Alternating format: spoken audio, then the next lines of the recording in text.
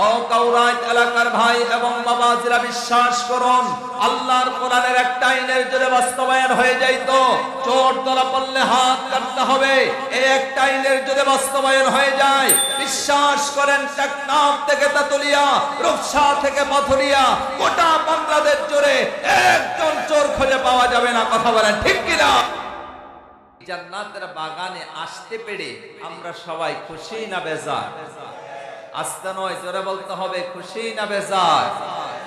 খুশি হওয়ারই কথা, কারণ এই জান্নাতের বাগানে সবাই আসতে পারে। কথা বলে না, সবাই আসতে পারে। আল্লাহ পাক যাকে ভালোবাসে, আল্লাহ পাক যাকে পছন্দ করে, আল্লাহ পাক যাকে কবুল করে, আল্লাহ পাকের ওই বান্দা বান্দিগুলাই কোরআনের মাহফিলে আসতে পারে। কথা বলেন ঠিক কিনা? আল্লাহ যদি কবুল না করে কোরআনের মাহফিলে আসা যাবে? যাদেরকে কবুল করেছেন আলহামদুলিল্লাহ, যারা এখনো প্যান্ডেলের নিচে বসতে পারে নাই, দাঁড়িয়ে আছি রাস্তায়, দোকানে, বন্ধু বান্ধব আড্ডা মারছি, আমরা দোয়া করছি তাদের জন্য, আল্লাহ পাক যেন তাদেরকে কোরআনের মাহফিলে এই প্যান্ডেলের নিচে বসার সুযোগ করে দেয়। বলেন আমিন। আরো জোরে কোন আমিন। আমি খুব লম্বা আলোচনা করব না, কারণ আমার পরে আরো দুইজন আলোচক আছে। জোরে কোন মারহাবা। তো আপনাদের সাথে শেষ পর্যন্ত ধৈর্য থাকতে হবে, এই জন্য আমি খুব লম্বা করব না। আপনাদের সামনে অল্প কিছু সময় কোরআনুল কারীমের যে আয়াত তেলাওয়াত করেছি, আমার তেলাওয়াতকে তো আয়াতকে টার্গেট করে ভূমিকা ছাড়া আলোচনার ভিতরে ঢুকতে চাই। বলেন ইনশা। আরো জোরে বলেন না ইনশা। একটু শুধু আমার সঙ্গে আওয়াজ দেওয়া লাগবে, পারবে তো ইনশাআল্লাহ? হ্যাঁ হ্যাঁ, একটু আওয়াজ দেওয়া লাগবে। সম্মানিত ভাইরা, আমি আপনাদের সামনে যে আয়াত তেলাওয়াত করেছি খুব সরল ভাবে বলবো। আমার তেলাওয়াতকৃত আয়াতে আল্লাহ পাক তার বান্দাকে জান্নাত দেওয়ার জন্য, আওয়াজ দিয়া বলেন কি দেওয়ার জন্য? সবাই বলেন না কি দেওয়ার জন্য? জান্নাত। জোরে বলেন কি দেওয়ার জন্য? জান্নাত দেওয়ার জন্য আল্লাহ পাক দুইটা শর্ত দিলেন। আল্লাহ যেন বলে, বান্দা এই দুইটা শর্ত যদি পূরণ করতে পারো, আমি আল্লাহ কথা দিলাম তোদেরকে জান্নাতের মালিক করে দিই। সুবহানাল্লাহ বলেন। আমরা বললাম, আল্লাহ কোন দুইটা শর্ত পূরণ করলে আপনি আমাদেরকে জান্নাতের মালিক করে দিবেন? আল্লাহ রাব্বুল আলামিন কোরআনুল কারীমের আয়াত নাযিল করে কত সুন্দর করে জানাই দিলেন, বান্দা শোনো। আল্লাহ পাক বলেন, ইন্নাল্লাযীনা আমানু ওয়া আমিলুস সালিহাতি কানাত লাহুম জান্নাতুল ফিরদাউসি নুজুলা। সুবহানাল্লাহ। আল্লাহ পাক বলেন, বান্দারে জান্নাত পাওয়ার জন্য এক নাম্বার শর্ত হলো ইন্নাল্লাযীনা আমানু, নিশ্চয়ই যারা ঈমান আনলো। তাহলে জান্নাতে যাওয়ার জন্য এক নাম্বার শর্ত হলো ঈমান। আওয়াজ দিয়া বলেন কি? সবাই বলেন কি? জান্নাতে যাওয়ার জন্য এক নাম্বার শর্ত হলো, যেহেতু জান্নাতে যাওয়ার এক নাম্বার শর্ত আল্লাহ ঈমান করে দিয়েছে, তাহলে এই ঈমান কি জিনিস সর্বপ্রথম জানার দরকার আছে না নাই? আসতে নয়, জোরে বলতে হবে, আছে না নাই? সর্বপ্রথম জানতে হবে জান্নাতে যাওয়ার জন্য শর্ত ঈমান। ঈমান কারে কয়, এটা সর্বপ্রথম বোঝা লাগবে। কথা বলেন ঠিক কিনা? আমি সংক্ষিপ্ত ভাষায় ঈমানের ব্যাখ্যাটা বোঝাই। সংক্ষিপ্ত ব্যাখ্যা হলো, আল্লাহর পক্ষ থেকে নবীর মাধ্যমে অকাট্য দলিলের ভিত্তিতে আমরা যা কিছু পেয়েছি সব কিছু একসাথে বিশ্বাস করার নাম হলো ঈমান। তাহলে আল্লাহর পক্ষ থেকে নবীর মাধ্যমে অকাট্য দলিলের ভিত্তিতে আওয়াজ দিয়া বলতে হবে কিতাবটার নাম কি? আল কোরআন। তাহলে এক কথায় গোটা কোরআনটাই মেনে নেওয়ার নাম হলো, জোরে কথা বলতে হবে, এক কথায় ঈমান। এবার বলেন, এই কোরআনের ভিতরে নামাজের কথা আছে না নাই? রোজার কথা, সমাজের কথা, পশু পাখির কথা, ব্যবসায়ীদের কথা, ইমানদারের কথা, চোরের কথা, এটাও আছে? চোরের কথা আছে? কথা বলে না, চোরের কথা আছে? কেউ কয় আছে, কেউ কয় নাই। আহারে, আল্লাহ তাআলা কোরআনুল কারীমের ভিতরে চোরের কথাও কইছে। জোরে কোন মারহাবা। চোর ধরা পড়লে হাত কাটতে হবে, আওয়াজ দিয়া বলতে হবে আইনটা কার?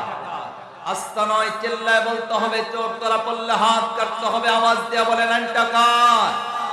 ও কাউরাইত এলাকার ভাই এবং বাবাজিরা, বিশ্বাস করুন, আল্লাহর কোরআনের একটা আইনের যদি বাস্তবায়ন হয়ে যাইত, চোর ধরা পড়লে হাত কাটতে হবে, এই একটা আইনের যদি বাস্তবায়ন হয়ে যায়, বিশ্বাস করেন, টেকনাফ থেকে তেতুলিয়া, রূপসা থেকে পাথুরিয়া, গোটা বাংলাদেশ জুড়ে একজন চোর খুঁজে পাওয়া যাবে না। কথা বলেন ঠিক কিনা?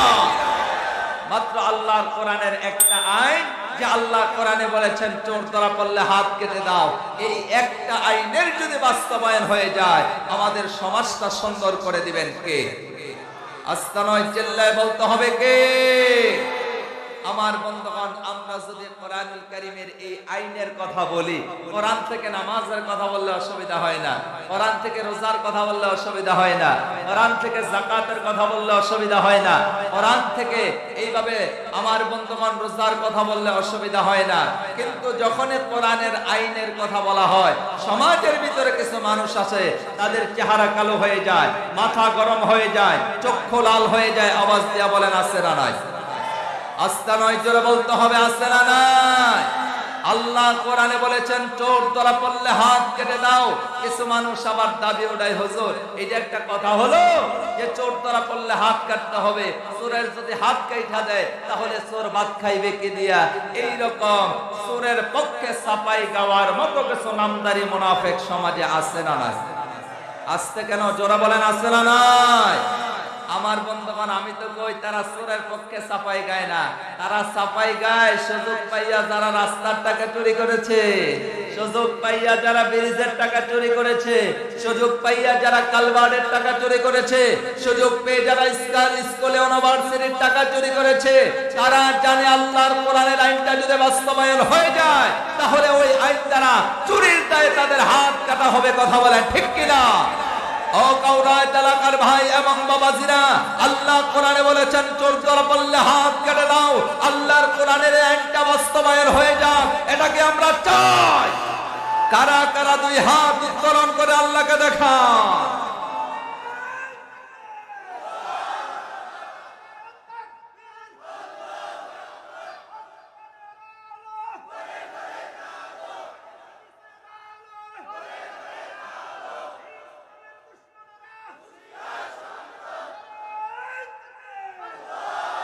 আমার বন্ধুগণ, আমার বাবাজিরা, তাহলে কোরআনের ভিতরে সবগুলা কথা ঢুকাই দিয়েছেন কে?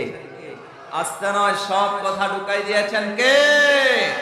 তাহলে আমার বন্ধুগণ, আমি বুঝাচ্ছিলাম গোটা কোরআনটাই মেনে নেওয়ার নাম হলো ঈমান। কথা বলেন ঠিক কিনা?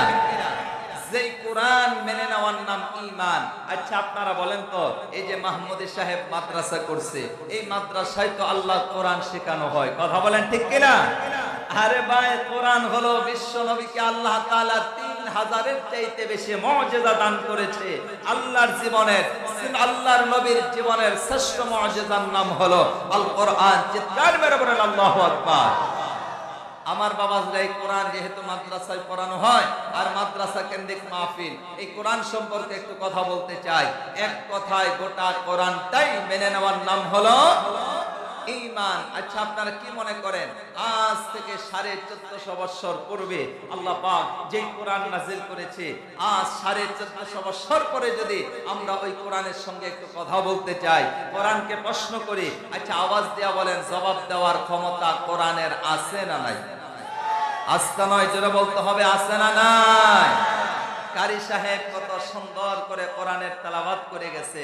আমি তো অত বড় কারি না, আর কণ্ঠ ভালো না, হুজুর যা শিখাইছে অতটুকুনই বলতে পারি। তারপরে যেহেতু আল্লাহর কোরআন এটা এমন একটা কিতাব, যার কণ্ঠ আছে সেই পড়লেও মজা লাগে, যার কণ্ঠ নাই সে পড়লেও মজা লাগে। যারা কোন মারহাবা।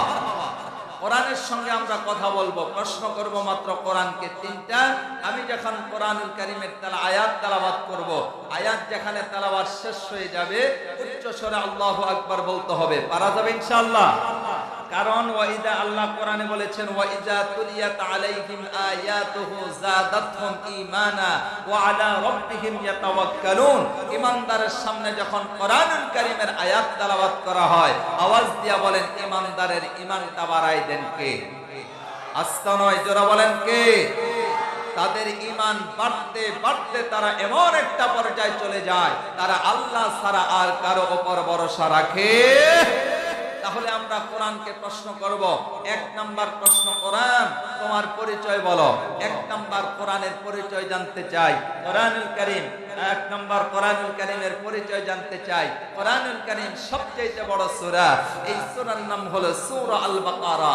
এই সূরা আল বাকারার শুরুতেই কোরআনুল কারীম তার পরিচয় আমাদের সামনে উপস্থাপন করেছে। চিৎকার মেরে বলেন আল্লাহু আকবার। আমি তেলাওয়াত করছি বাংলা কণ্ঠে, যেখানে তেলাওয়াত শেষ উচ্চ স্বরে আল্লাহু আকবার বলবো। কোরআন তোমার পরিচয় বলো। কোরআন জবাব দেয়, যালিকাল কিতাবু লা রাইবা ফীহি হুদান লিল মুত্তাকিন।